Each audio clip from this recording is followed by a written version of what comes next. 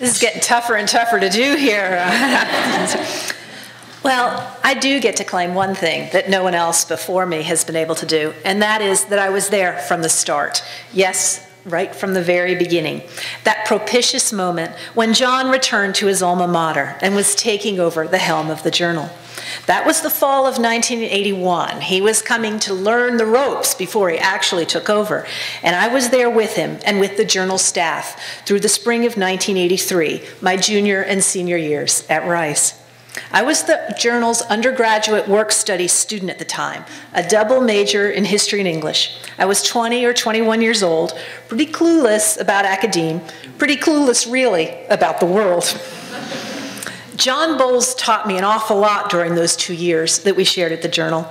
And I would hazard a guess, given what we've already heard and giving the folks who stood up in this room and all of us here, that he taught you the same kinds of lessons that he taught me over the past 30 years. First off, he taught me there is no better way to begin each and every day than to read coffee and drink the newspaper before you go to work. And I have noticed, incidentally, that John's successor, Randall Hall, does the exact same thing. And second, because he was my professor as well as my employer, I secured from him, even if he did not realize it at the time, the really important sanction to read and to read and to read and then read some more. And in doing so, to love ideas and to love the life of the mind. I learned from John that what happened in the classroom was only half the story. As fabulous as a professor as he was, I learned there was a whole backstory outside the classroom to that official history, and how lucky I was as an undergraduate to be exposed to the whole process of making history with the work that went on behind the scenes with each and every issue of the journal. I discovered through John the pure fun of looking at unpublished essays, figuring out what the authors were trying to say, how they were trying to change the field, and how the great editing at the Journal, and let me also credit, of course, the incomparable Evelyn Nolan, as well as John, along with the input of the expert outside readers, could help authors think more clearly and say it so much better. And I learned as a result what was exciting and new in the field and what was not, and how important, how critically important good writing can be in conveying ideas. And long before Tony Grafton wrote his opus on the footnote, I learned from John, and the whole journal staff too, the importance of accurate citations and the serious disapproval, even disdain, that we should reserve for those authors who were sloppy with their notes and even appeared to perhaps have made them up. Apparently, unaware that accuracy was in fact our moral mission and that we had the best fact-checking team in the business, and the Journal, of course, still does 30 years later.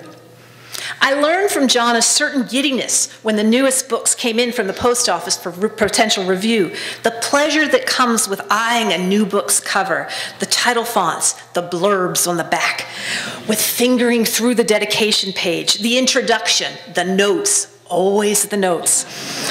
And in getting to be the very first person to crack that spine and smell the chemical tang of those fresh new pages. And I learned from John my very favorite expressions, and I know they're yours too. Patty's already referenced one of them. Well, he didn't actually teach those expressions to me per se. I guess, in fact, and I think all of you have stolen them from him.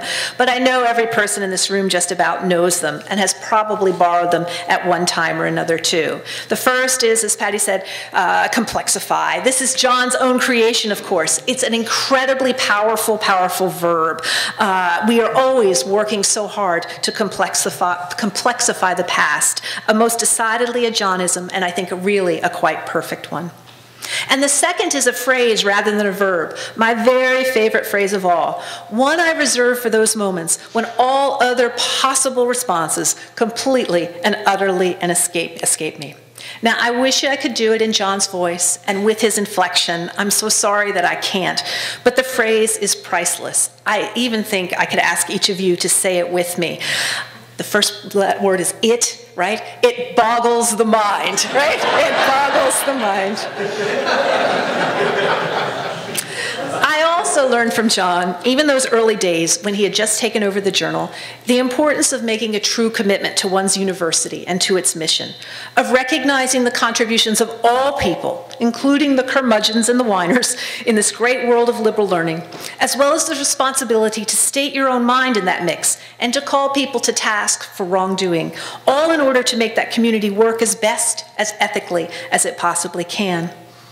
In the end, on top of all these other amazing life lessons, I learned from John perhaps my most important lesson of all, a great lesson, I think, at anyone's stage of life, but certainly then, that you could lead a happy and rich life in which you truly, truly loved your work, along with the people that you worked with. Thank you, John, from the bottom of my heart.